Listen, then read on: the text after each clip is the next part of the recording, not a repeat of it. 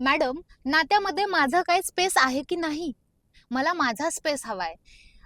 रिलेशनशिपच्या बाबतीमध्ये ज्यावेळेस मी ओ-पी-डीमध्ये असते, त्यावेळेस माझ्याकडे खूप साऱ्या केसेस असतात. बऱ्यापैकी रिलेशनशिप प्रॉब्लेम हे खूप लोकांना आहेत आता आणि याच्यामध्ये काय होतंय, की लोकांना कळतच नाहीये, की रिलेशनशिपची एक हेल्दी रिलेशनशिपची डेफिनेशन काय आहे?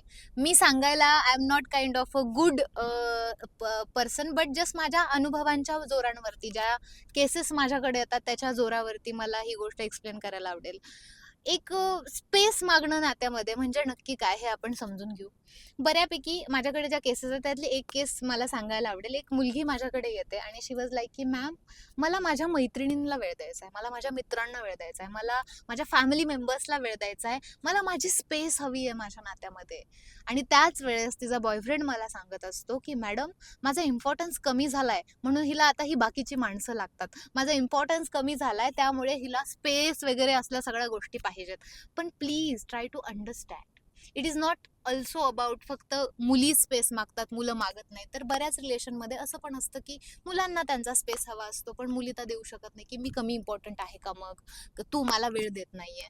तर आपण हे समजून घेणं फार गरजेचं आहे की हे आपण आपल्या स्वतःला कुठेतरी कमी फील करून घेतोय. या गोष्टीच्या पाठीमागे एक इररॅशनल बिलीफ आहे. दॅट इज की तू दुसऱ्या कोणाला तरी वेळ देतीये म्हणजे मी कमी इम्पॉर्टंट आहे, किंवा तू दुसऱ्या कोणाला वेळ देतीये ह्याचा अर्थ असा आहे की मी तुझ्या लाईफमधून निघून चाललोय किंवा मी तुला लूज करेल. तर सर्टनली हे असं नसतं. नातं आणि रिलेशनशिप जर लाँग लास्टिंग टिकवायचं असेल तर एकाच व्यक्तीवरती सगळ्या बाजूंनी डिपेंड असणं चुकीचं आहे. आणखी एक केस माझ्याकडे होते, ती वॉज लाईक की त्याने मला इमोशनल आधार पण दिला पाहिजे, त्याने मला फिनान्स पण दिला पाहिजे, तो माझा चांगला मित्र पण असला पाहिजे, तो माझी चांगली मैत्रीण पण असला पाहिजे, माझ्या आईबाबाची पण भूमिका त्याने चांगली निभावली पाहिजे. तर ही एक व्यक्ती तुम्हाला सगळं नाही देऊ शकत हे आपण समजून घेतलं पाहिजे.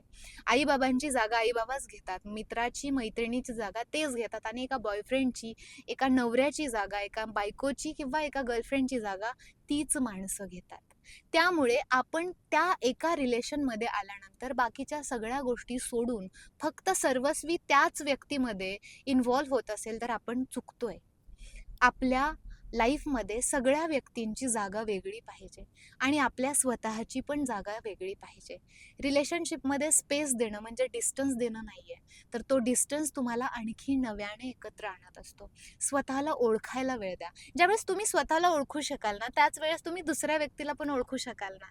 त्यामुळे ही इरॅशनॅलिटी बाजूला सारा, की स्पेस देतीये, डिस्टन्स ठेवतीये, थोडं माझ्याशी बोलत नाहीये, मैत्रिणींशी बोलतीये किंवा बोलतोय म्हणजे मी कुठेतरी डिस्टर्ब आहे किंवा मी कुठेतरी चुकीचा आहे किंवा माझ्यापासून ती व्यक्ती लांब जाण्याची इच्छा व्यक्त करते, असं काही नाही आहे.